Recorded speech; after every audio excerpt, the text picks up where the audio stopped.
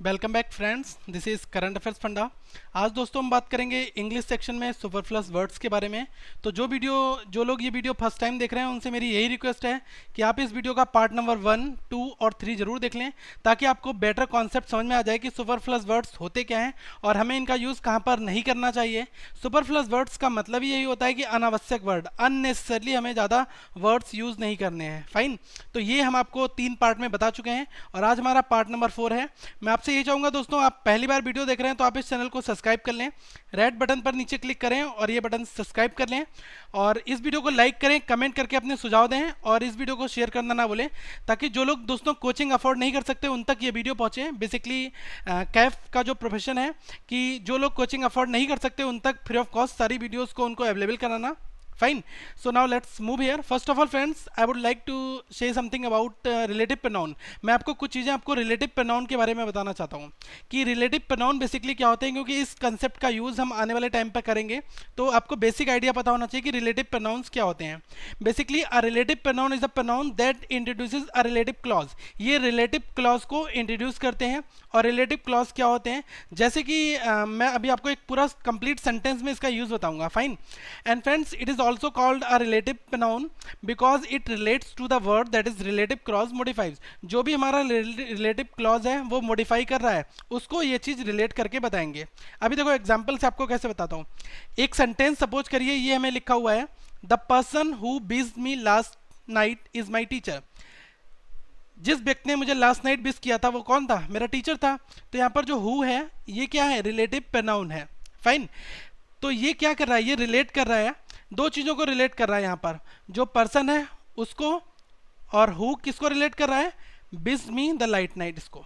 Fine, तो ये चीज़ें रिलेटिव प्रोनाउन में आती हैं। और बेसिकली रिलेटिव प्रोनाउन 4 है हमारे पास, 4-5 हैं, जैसे हु, हुम, हुज, विच और दैट। तो ये हमारे रिलेटिव प्रोनाउन हुए। इनसे रिलेटेड एक कंसेप्ट है जो कई बार एग्जाम्स में पूछा आता है, तो मैं आपको बताना चाहूँगा। आपको क्या करना है, हु, विच या दैट जो रिलेटिव प्रोनाउन होते हैं इनसे पहले आपको एंड यूज़ नहीं करना है। फाइन, एंड का यूज जो है वो नहीं होता है, वो सुपरफ्लस हो जाता है। फाइन, अननेसेसरी यूज हो जाता है। जैसे मैंने एक सेंटेंस बोला, he is Sohan and he is my friend. Fine, तो यहाँ पर एक सेंटेंस लिखा हुआ है ना कि he is Sohan and he is my friend, तो ये तो ठीक है। अब अगर मैंने इसको एक तरीके से लिख दिया, he is Sohan comma and who is my friend. Fine, अब अगर मैंने इस तरीके से ये सेंटेंस लिख दिया, तो देखो यहाँ पर हु क्या है? ये रिलेटिव प्रोनाउन है, और इस हु से पहले हमने एंड का यूज हमें नहीं करना है। तो फाइन, तो यही चीज मैं आपको यहाँ पर बताना चाह रहा हूँ, किसी भी रिलेटिव प्रोनाउन से पहले आप एंड का यूज नहीं करेंगे, डायरेक्टली आपका सेंटेंस हो जाएगा, he is Sohan who is my friend. Okay, या हम कह सकते हैं he is Sohan and he is my friend, ये भी सेंटेंस हमारा ठीक है, क्योंकि ये सेंटेंस क्या कर रहा है? दो सेंटेंस को जोड़ रहा है। फाइन, एंड के द्वारा। और यहाँ पर जो हमने रिलेटिव प्रोनाउन को यूज़ किया है, इससे पहले हम एंड का यूज़ बेसिकली हम नहीं कर सकते। फाइन, नाउ फ्रेंड्स, सेकेंड कुछ एक कॉन्सेप्ट और है रिलेटिव प्रोनाउन से रिलेटेड, कि अगर कभी भी आपको कोई रिलेटिव प्रोनाउन दिया है तो आप उसके पहले और जो सेंटेंस है उसके लास्ट में, दोनों जगहों पर आप एक साथ प्रीपोजिशन का यूज़ बिल्कुल नहीं कर सकते। फाइन, जैसे मैं आपको एक सेंटेंस लिख के बता रहा हूँ, मैंने लिख दिया, this is the man to whom I was talking to।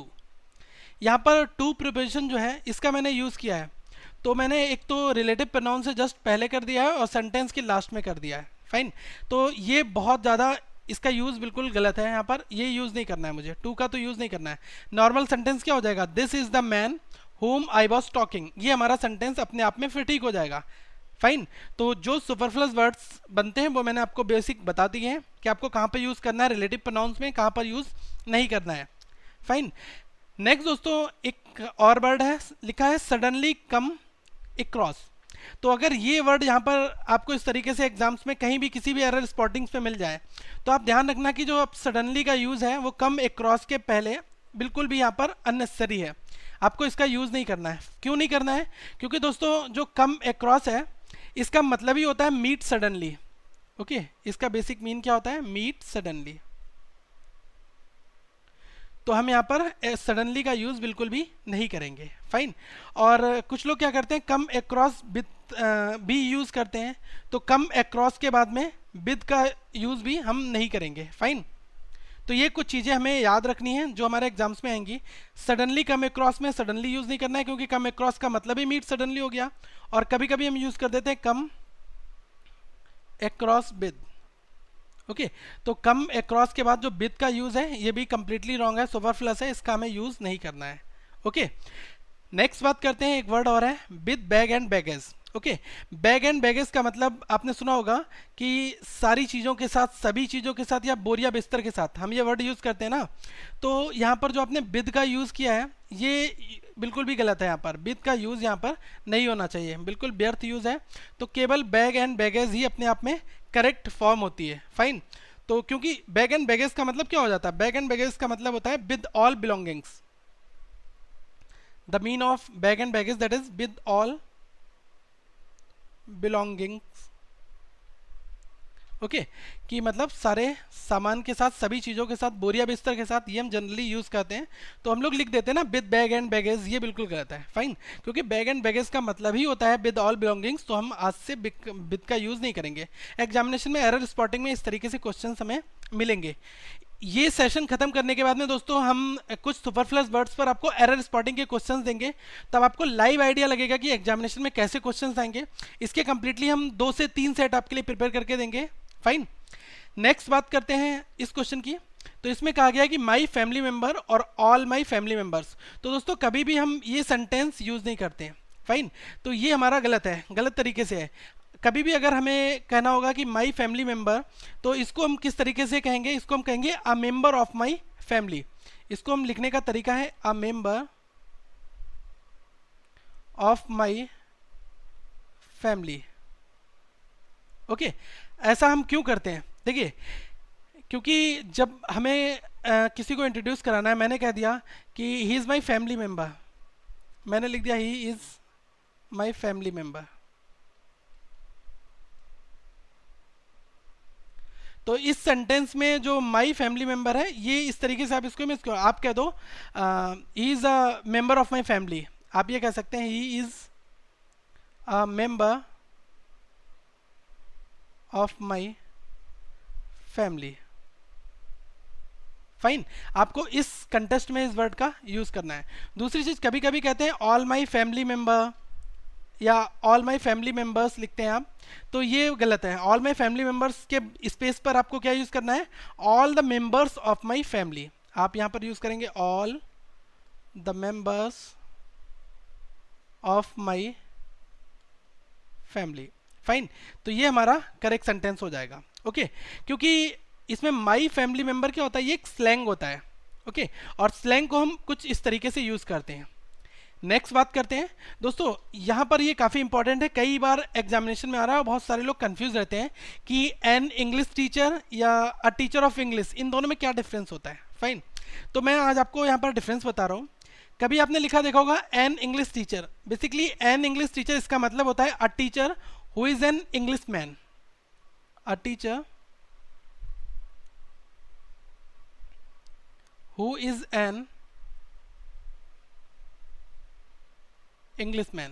Okay, तो हम इसको किस तरीके से लिखेंगे, an English teacher hits the baby in class. तो इसका मतलब जो मैं इंग्लिश दिखा रहा हूँ, ये क्या दिखा रहा है, ये दिखा रहा है इंग्लिश मैन को रिलेट कर रहा है। फाइन। और उसके बाद में टीचर लिखा हुआ है, तो उसने क्या करा, एक बेबी को क्लास में उसको थप्पड़ से मार दिया या पिटाई कर दी, बेसिकली ये है। फाइन। ओके, और जो होता है अ टीचर ऑफ इंग्लिश, इसका यूज हम कहां पर करेंगे, अ टीचर ऑफ इंग्लिश का मतलब होता है a teacher who teaches actually English. Fine. तो इसको हम क्या लिखेंगे, a teacher who teaches English. Fine. तो हमें इन चीज़ों को बहुत ज़्यादा माइंड में रखना है। अब मैंने एक सेंटेंस बोला my brother is a teacher of English, तो ये बिल्कुल करेक्ट सेंटेंस है। फाइन। ओके, तो हमें इन चीज़ों का ध्यान बहुत ज़्यादा रखना है। अगर कभी आपने देखा होगा कि जो ये लिखा हुआ है कि my brother is an English teacher, तो आप उसको अरेंज करेंगे my brother is a teacher of English. Fine. Next, अगर मैं बात करूं पासिंग मार्क्स की, तो कोई पासिंग मार्क्स हम लोग बहुत ज़्यादा यूज़ करते हैं कि यार इस एग्जामिनेशन में पासिंग मार्क्स कितने हैं, बिल्कुल जनरल लैंग्वेज में यूज़ करते हैं। तो पासिंग मार्क्स कोई वर्ड नहीं होता, इसका हम गलत यूज़ करते हैं बेसिकली। इसकी जगह पर सही यूज़ क्या होता है, पास मार्क्स। ओके, इसका यूज़ करना चाहिए। तो in the same way linking road के स्थान पर हम क्या यूज़ करेंगे, लिंक रोड।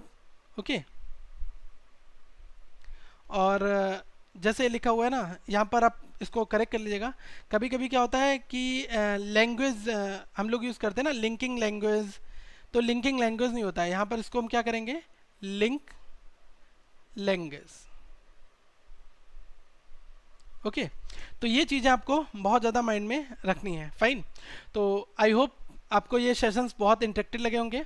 आने वाले टाइम पे दोस्तों इससे रिलेटेड हम एरर स्पॉटिंग और एरर करेक्शंस जो क्वेश्चंस होते हैं उनके बारे में बात करेंगे कि सुपरफ्लस से रिलेटेड कैसे क्वेश्चंस होते हैं। तो आप इस वीडियो को लाइक करें, कमेंट करें और शेयर करें दोस्तों, ताकि ज़्यादा लोगों तक ये वीडियो पहुंच सके और जो लोग बेसिकली कोचिंग अफोर्ड नहीं कर सकते उन तक भी ये वीडियो पहुंचे। आप हमारा फेसबुक का पेज और फेसबुक का ग्रुप ज्वाइन कर सकते हैं। अगर आपका कोई भी डाउट है तो आप फेसबुक के ग्रुप में क्वेश्चंस पूछ सकते हैं। दोस्तों अगर आप ये वीडियो फर्स्ट टाइम देख रहे हैं तो आप इस चैनल को सब्सक्राइब कर लें, ताकि आप तक रेगुलर अपडेट सारे वीडियो से रिलेटेड आते रहें और जो भी नई न्यूज़ है वो कैफ तक आप पहुंचा सकें। Okay, so thank for watching this video, have a nice day.